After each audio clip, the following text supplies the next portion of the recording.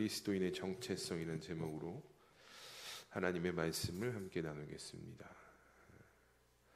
오늘날 이 성 정체성의 혼란을 가지고 있는 소아 청소년들이 급증하고 있다라는 기사가 있습니다.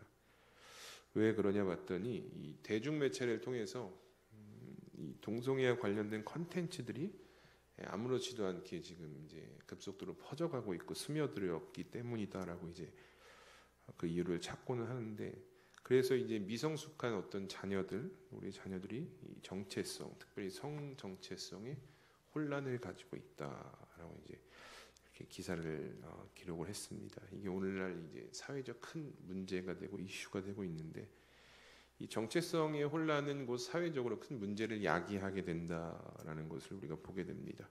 그런데 이것은 비단 사회만의 문제도 아니죠. 오늘날 그리스도인이라 불리는 우리 역시 그리스도인의 정체성을 잃어버리고 살아간다면 신앙의 길에서 큰 혼란을 겪게 된다라는 어떤 동일한 이치를 발견하게 됩니다. 그렇다면 오늘을 살아가는 그리스도인으로 살아가는 우리 성도님들은 오늘 어떤 모습으로 살아가고 계십니까? 이 그리스도인의 정체성을 지키면서 신앙의 길을 걸어가고 계십니까? 아니면 그리스도인의 정체성은 이미 잃어버린 지 오래십니까? 오늘 우리는 이 다윗과 골리앗의 사건, 전쟁을 통해서 다윗이 보여주는 모습 가운데 그리스도인의 정체성이 무엇인지를 함께 말씀을 통해서 또 찾아보고 나누는 시간이 되기를 소망합니다. 이 지난 말씀을 보면 이 골리앗이 등장을 하죠. 블레셋의 강력한 무기로 아무도 대적할 수 없는 자로 이제 성경이 묘사를 하고 있는데, 이렇게 되고 나서 이제 금방이라도 싸움이 일어날 것처럼 성경은 말씀했지만 이 싸움은 여전히 진전이 없었다라는 것을 우리가 본문 16절의 말씀을 보면 알게 됩니다. 16절에 이렇게 말씀하거든요. 그 블레셋 사람이 40일을 조석으로 나와서 몸을 나타내었다라고 성경이 말씀하고 있는 것을 보게 됩니다. 그러니까 블레셋의 골리앗이 나와서 이스라엘 군대와 하나님을 모욕하고 그리고 바로 전쟁을 한 것이 아니라 40일간 똑같은 일을 반복했다라고 성경이 이야기하고 있는 것이죠. 아침 저녁으로 계속해서 블레셋의 골리앗이 나와서 이스라엘을 모욕하고 하나님을 모욕했다라는 것이죠. 이 40일 동안 전쟁의 진전이 없었다라는 것은 왕으로서의 어떤 사울의 무능함을 보여주는 동시에 다윗을 등장시키기 위한 하나님의 어떤 그 계획, 플랜이 있다라는 것을 우리가 보게 되는데, 그 하나님의 계획처럼요, 오늘 본문 말씀을 보시면 드디어 이 다윗이 이제 전면에, 역사의 전면에 등장하는 것을 우리가 볼 수 있게 됩니다. 본문 20절과 21절에 이렇게 말씀합니다. 다윗이 아침에 일찍 일어나서 양 지키는 자에게 맡기고 이새가 명령한 대로 가지고 가서 진영에 이른즉 마침 군대가 전장에 나와서 싸우려고 고함치며 이스라엘과 블레셋 사람들이 전열을 벌이고 양군이 서로 대치하였다라고 말씀합니다. 그러니까 성경을 보면 다윗이 전장에 참여했던 이유가 이제 아버지의 명령이었다라고 이야기하죠. 그리고 아버지의 명령에 따라서 전쟁에 참여했던 세 형의 안부 문안하기 위해서 전장으로 옮기게 되는데, 사실 이제 표면적인 것은 아버지의 명령이지만 이 모든 것이 하나님의 계획 아래 지금 이루어지고 있다는 것을 우리는 성경을 통해 고백할 수 있게 됩니다. 이제 하나님께서 다윗을 통해서 역사하시는 것을 이제 일으켜 나가시는 건데, 이 전장에 방문한 다윗이요 먼저 이제 아버지의 명령을 수행합니다. 전장에 참여했던 형들인 엘리압과 아비나답 또 삼마를 찾아가서 아버지의 말씀을 전하고 잘 있느냐 이제 문안을 하는 동시에 어떤 일이 일어나느냐 봤더니 본문 23절과 24절에 이런 일이 발생하게 됩니다. 우리 함께 읽어보도록 하겠습니다. 23절, 24절입니다. 시작. 그들과 함께 말할 때에 마침 블레셋 사람의 싸움 도두는 가드 사람 골리앗이라 하는 자가 그 전열에서 나와서 전과 같은 말을 하매 다윗이 들으니라. 이스라엘 모든 사람이 그 사람을 보고 심히 두려워하여 그 앞에서 도망하며. 아멘. 골리앗이 또 나와서 조롱하고 모욕하고 있다라고 성경이 말씀을 합니다. 예, 앞서 말씀을 봤지만 40일 동안 약 한 달 반 동안 이 일을 계속해서 반복했는데, 여러분 이 40일 동안 모욕을 듣고 조롱을 받았는데도요 여전히 이스라엘 백성들의 모습에는, 군대의 모습에는요 큰 변화가 없었다라는 것을 보게 되죠. 24절에 이렇게 말씀하죠. 모든 사람이 그 사람을 보고 심히 두려워하였다. 그러니까 볼 때마다 두려워하는 거예요. 앞에 나와서 모욕할 때마다 두려워하고 벌벌 떨었다는 것이죠. 심지어는 하나가 추가되는데 그 앞에서 도망치기까지 했다라는 것이죠.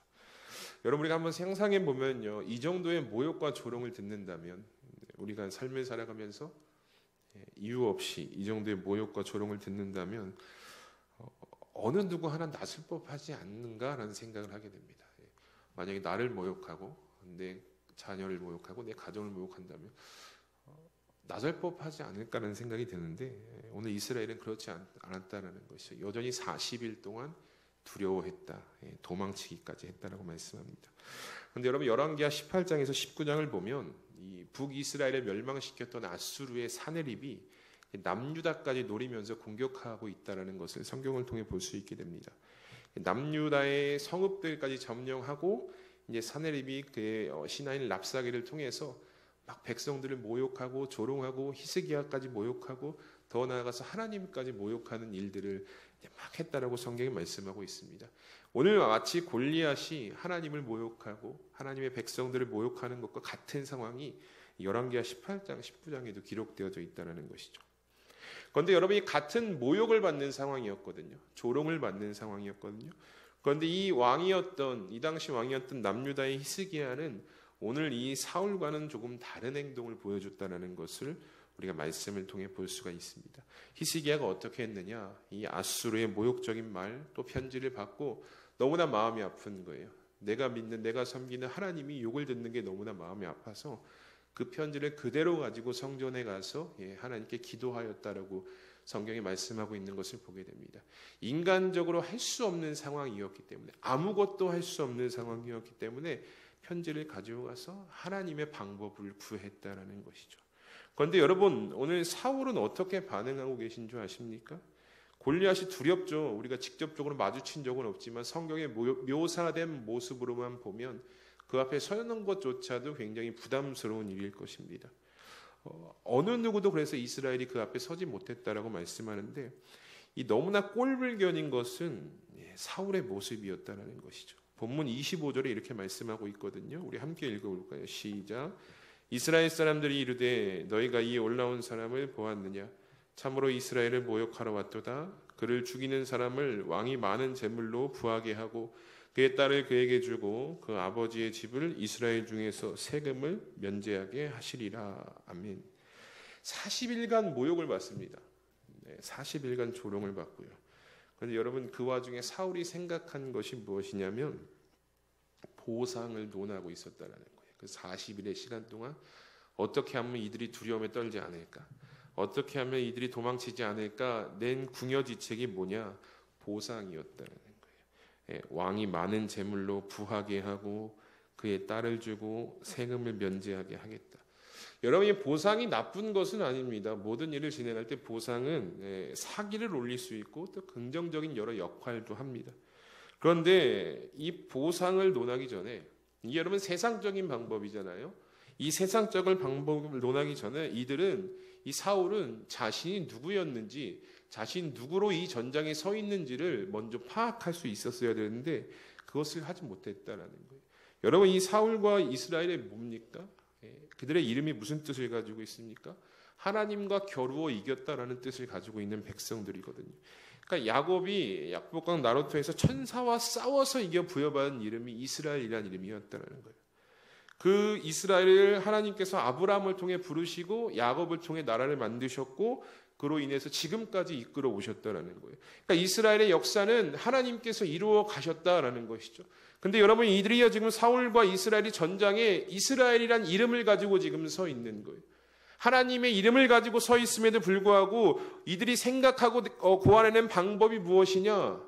세상의 방법이었다는 거예요. 부하게 하고 딸을 주고 세금을 면제하게 하겠다. 앞서 히스기야가 아수르의 어떤 모욕과 조롱을 들었을 때는 그는요 하나님의 방법을 구했거든요. 하나님께 나아가 기도하며 하나님 어떻게 해야 됩니까? 간절히 하나님을 찾았던 모습과는 달리요 오늘 사울과 이스라엘은 그렇지 않았다는 거예요. 그저 세상의 방법. 어떻게 하면 이 세상의 방법으로 이 상황을 모면할 수 있을까? 이것을 고민했다라는 것이죠. 여러분 죄송한 말씀이지만 너무 쪽팔린 거 아닙니까? 이 정도면. 하나님의 백성이잖아요. 이스라엘이란 이름을 달고 있었음에도 너무나 창피한 모습을 지금 사울과 이스라엘이 보여주고 있었다는 것이죠. 그러니까 하나님의 백성이면서 하나님의 자녀이면서 그저 생각해낸 궁여지책이 세상의 방법이라는 사실이 너무나 참 꼴불견이었다는 것이죠. 그런데 여러분 말씀을 묵상하면서 참 하나님께 죄송한 생각이 들더라고요. 왜냐하면 저 역시 하나님의 자녀로 늘 사랑한다고 고백하고 하나님의 백성으로 사랑한다고 고백했지만 어떻게 이제 제 삶의 모습을 보면 이 사울과 같이 생각했던 모습들이 있었다는 거예요. 하나님의 방법으로 믿음으로 반응하는 것이 아니라 세상의 방법을 먼저 생각했었던 그 연약한 모습들, 그 경험들이 제 안에서 생각이 났기 때문에 하나님 앞에 너무나 죄송한 마음이 들었다는 것이죠. 그러니까 물론 대부분은 그냥 생각에 그쳤죠. 이 세상의 방법으로 행하지 않고 결국은 기도하고 하나님의 방법으로 나아갔지만 그 생각을 가졌다는 것 자체가 하나님 앞에 참 죄송한 마음이었습니다. 여러분들은 어떻습니까? 세상이 다가오는 어려움 앞에, 고난 앞에, 위기 앞에 지금 우리 머리 가운데에, 우리 입술 가운데에 무엇이 생각되어지고 무엇이 고백되어지고 있습니까? 우리 사랑하는 수함교회 성도 여러분, 오늘 사울의 모습이요, 자신의 정체성을 완전히 잃어버린 모습이에요. 내가 누군지 모르는 거예요. 내가 어떤 이름으로 이 자리에 서 있는지 지금 알지 못했다는 것이죠. 그러니까 세상의 사람들과 그래서 다를 바 없이 행동한 거예요. 세상이 구하는 방법대로, 세상이 나아가는 방향대로 그렇게 나아갔다는 것이죠. 우리의 모습도 마찬가지입니다. 여러분들이 하나님의 자녀라면요, 오늘 내 인생에 다가온 어려움 앞에, 위기 앞에 가장 먼저 반응해야 될 것은 히스기야의 모습이다라는 거예요. 하나님께 나아가시길 바랍니다. 하나님께 기도하시길 바랍니다. 하나님께 내 전부를, 지금 나의 상황을 가감없이 고백하시는 여러분들이 되시기를 바랍니다. 왜냐? 사무엘상 7장 12절에 여러분 이렇게 우리에게 말씀하잖아요. 사무엘이 돌을 취하여 미스바와 센 사이에 세워 이르되 여호와께서 여기까지 우리를 도우셨다 하고 그 이름을 에베네셀이라 하니라 라고 말씀합니다. 하나님은요, 도우시는 분이세요. 믿으십니까? 하나님은 여러분들을 도우시길 지금도 준비하고 계신다라는 거예요. 그래서 우리가 세상의 방법이 아니라 하나님의 방법을 찾고 기도하고 부르짖으면 그 즉시 하나님께서 도우시기 위해서 움직이신다라고 성경에 분명히 말씀하고 있다라는 거예요. 여기까지, 오늘까지가 아니라 우리가 믿음으로 걸어가는 그 매 순간마다 하나님 우리를 도우시기 위해서 준비하시고 우리가 하나님을 찾을 때, 하나님의 방법을 구할 때 우리를 도우시기 위해서 움직이신다. 우리가 이 성경을 통해서 이 믿음의 고백을 하나님께 드릴 수 있어야 한다라는 것입니다. 사랑하는 우리 수함교회 성도 여러분, 하나님의 자녀답게 나를 오늘 도와주기 위해서 준비하고 계시는 그 하나님을 믿음으로 찾으시는 여러분들이 되시기를 주님의 이름으로 축복합니다. 그리고 그 삶 가운데 나를 도우시는 은혜, 나를 지키시는 그 은혜를 매일의 삶 속에서 하나님의 방법을 찾음으로 경험하시는 은혜가 있기를 소망합니다. 이렇게 도망치는 군사들 앞에서요, 사울이 세상의 방법을 내놓습니다. 보상을 내놓죠. 그런데 이것을 다윗이 그 자리에서 가만히 듣고 있다가요, 오늘 성경을 보니까 26절에 이렇게 반응하는 것을 보게 됩니다. 다윗이 곁에 서 있는 사람들에게 말하여 이르되 이 블레셋 사람을 죽여 이스라엘의 치욕을 제거하는 사람에게는 어떠한 대우를 하겠느냐? 이 할례받지 않은 블레셋 사람이 누구이기에 살아계시는 하나님의 군대를 모욕하겠느냐라는 반응을 하게 됩니다. 골리앗의 조롱과 모욕을 그 자리에서 다 들었다라는 거예요. 근데 우리는 여기서 두 가지 표현을 기억하셔야 하는데, 하나는 이제 다윗이 골리앗을 향해서 했던 말이죠. 이 할례받지 않은 블레셋 사람. 그리고 또 하나에 기억해야 될 것은 살아계시는 하나님의 군대라는 표현입니다. 여러분, 다윗은요, 오늘 전장에 어울리지 않는 사람이었습니다. 심지어는 이제 말씀을 보면 갑옷도 맞지 않을 정도로 몸이 왜소했다는 건 볼 수 있는데, 그러니까 성인도 아니었고 오늘날 나이로 치면 뭐 한 중학생 정도, 이 정도의 나이였다는 것이죠. 나이도 외적인 모습도 전쟁에는 전혀 어울리지 않는 자였습니다.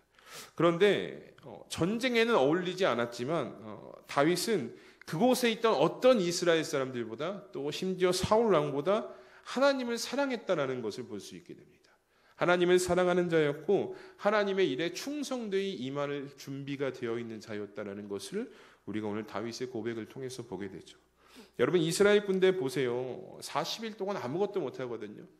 아무 반응도 못해요. 그냥 여전히 두려워 떨고 도망하기까지 합니다. 그런데 다윗은 이 골리앗의 모욕, 골리앗의 조롱을 듣자마자 어떻게 합니까? 즉각적으로 반응했다는 거예요. 이 할례받지 않은 블레셋 사람이 누구냐? 이 살아계시는 하나님의 군대를 그가 왜 모욕하느냐? 이런 거룩한 분노가 그 안에서 믿음으로 반응이 되었다는 것이죠. 그렇다면 여러분 우리가 여기서 생각해 봐야 할 것이 있죠. 도대체 다윗은 무엇이 달랐기 때문에 이스라엘 백성과 사울과 무엇이 그가 특별했기 때문에 이 골리앗의 조롱과 모욕 앞에 40일간 아무것도 하지 못했던 그들과 달리 바로 즉각적으로 반응할 수 있었느냐? 바로 즉각적으로 거룩한 분노를 일으킬 수 있었느냐?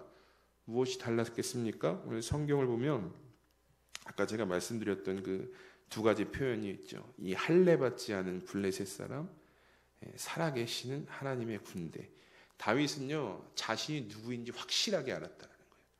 내가 이 전쟁에 누구로 서 있는지를 확실하게 알았고 내 대적이 누구인지도 그는 알았다는 거예요. 여러분 26절의 두 가지 표현을 보시면 다윗이 골리앗을 향해 이렇게 얘기하죠. 할례받지 않은 블레셋 사람이라고 표현합니다. 여러분 이 표현은 무엇이냐면요, 언약 밖에 있는 자라는 거예요. 하나님의 언약 밖에 있는 자라는 뜻이고 좀 더 나아가면 하나님과 관계없는 자라는 뜻이에요. 그러니까 하나님의 대적으로 이해할 수 있는 거죠. 다윗은 확실히 알았어요. 지금 저 앞에서 40일간 나와서 나를 모욕하고 하나님을 모욕하는 저 자는 하나님의 언약과는 관계없다.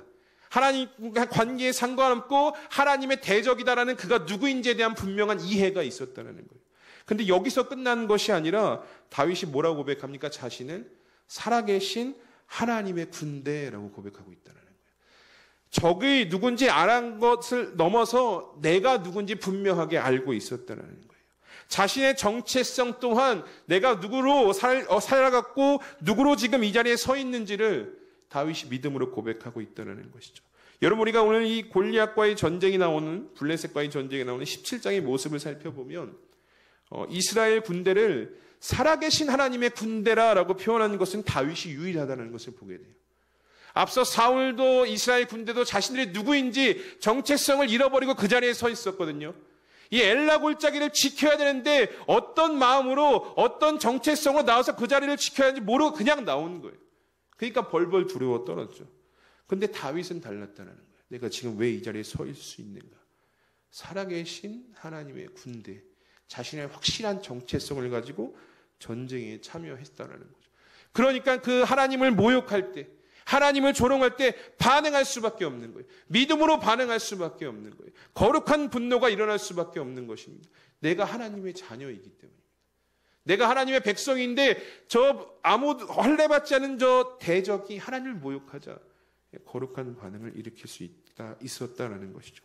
여러분 이것은 다시 말해서요, 오늘을 살아가는 저와 여러분도요, 내가 누구인지 하나님 앞에 내가 어떤 자로 지금 어떤 정체성을 가지고 서 있는지를 확신한다면 우리는 골리앗과 같은 어려움, 그 너무 어려움이 찾아와도요 두려워하지 않고 당당하게 서 있을 수 있다라는 고백이 되는 것입니다.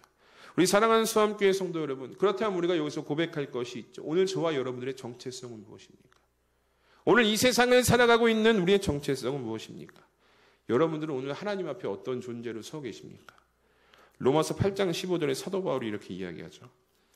너희는 다시 무서워하는 종의 영을 받지 아니하고 양자의 영을 받았으므로 우리가 아빠, 아버지라 부르짖느니라. 아멘. 다시 한번 말씀드릴게요. 너희는 다시 무서워하는 종의 영을 받지 아니하고 양자의 영을 받았으므로 우리가 아빠, 아버지라고 부르짖느니라. 아멘. 사도 바울이 명확하게 우리의 정체성에 대해서 이야기하고 있는데 뭐라고 이야기하냐면 너는 하나님의 자녀다라고 이야기하고 있는 거예요. 여러분들은 하나님의 자녀다라고 사도 바울이 이야기하고 있는 거죠. 하나님을 아빠, 아버지라고 부를 수 있는 유일한 존재다라고 성경이 명확히 우리에게 말씀하고 있는 거예요. 여러분 우리가 어떤 정체성이냐, 어떤 본질을 가지고 이 세상에 살아가느냐, 오늘 저와 여러분들은 하나님의 자녀로 지금 이 세상을 살아가고 있는 거예요. 하나님의 자녀로 이 세상과 맞서 서 있는 거예요. 여러분 그러면 생각해 봅시다. 우리가 하나님의 자녀입니다. 그러면 게임 끝난 거 아닙니까? 다른 뭐가 더 필요합니까? 세상에 어떤 어려움이 와도 골리앗을 뛰어넘는 어려움이 내 삶에 찾아와도 내가 하나님의 자녀면 끝나는 거예요. 내가 하나님의 자녀로 이 자리에 서 있으면, 세상에 서 있으면 모든 일은 하나님께서 해결하실 것이기 때문에, 하나님께서 움직이시고 하나님께서 일하실 것이기 때문에 더 이상 우리가 두려워하고 벌벌 떨 이유가 없다는 것입니다. 그런데 여러분, 오늘 이스라엘 모습을 보세요. 사울의 모습을 보세요. 여전히 40일간 벌벌 두려워하고 떨었다는 거죠. 왜 자기가 여기 서 있는지 몰랐다는 거예요. 어떤 모습으로, 어떤 정체성으로 그 자리에 서 있는지 몰랐다는 것이죠. 통치하시는, 이 세상을 통치하시는 전능하신 하나님이 오늘 저와 여러분들의 아버지가 되십니다. 이 세상을 통치하시는 전능하신 하나님이 오늘도 우리를 자녀 삼으시고 우리와 함께 하신다라고 성경이 말씀하고 있습니다. 여러분, 두려워할 필요가 없다라는 거예요. 세상에 어떤 일이 다가와도, 세상이 나를 어떻게 공격해도, 어떤 고난이 나를 찾아와도 두려워하지 않을 것은 우리가 하나님의 자녀로, 우리가 하나님의 자녀로 이 세상을 살아가고 있기 때문입니다. 이 고사성어에 보면 지피지기면 백전불패라는 말이 있습니다. 그러니까 적이 누구인지 알고 내가 누구인지 알면 100번 써서 100번 다 이긴다라는 고사성어인데, 저는 이 말씀을 준비하면서 참 이 고사성어, 이 지피지기 백전불패가 이 하나님의 정체성을 가지고 살아가는 우리에게 참 전달해주는 귀한 메시지가 있다라는 것을 좀 생각하게 되었습니다. 여러분, 우리가 오늘 살아가면서요, 내가 누구인지 아시면, 내가 누구로 이 세상을 살아가고 있는지 아시고, 또 그 반대되어지는 대적이 누구인지 알면 우리는 100번 싸워서 100번 다 이길 수 있다라는 것입니다. 세상이 나에게 어떤 어려움을 준다 할지라도, 어떤 고난이 나를 찾아온다 할지라도 하나님의 자녀라는 사실만 잊지 않으면, 내가 오늘 하나님의 자녀로 이 세상을 살아가고 있다는 것을 잊지 않으면 아버지 되시는 하나님께서 우리에게 승리를 허락해 주실 것이기 때문에 우리는 믿음으로 이 세상을 살아갈 수 있게 된다라는 것이죠. 바라기는 오늘도 다가오는 문제가 있을 거예요. 우리가 골리앗과 같은 문제가 있을 수도 있을 것이고, 골리앗보다 더 큰 위협과 어려움이 우리의 인생을 막 쥐고 흔들려고 할 때도 있을 것입니다. 그럴 때마다 우리가 늘 스스로 질문해야 될 것은, 나는 오늘 세상 속에 누구로 서 있는가라는 질문입니다. 나는 누구로 서 있는가? 하나님 앞에 어떤 존재인가?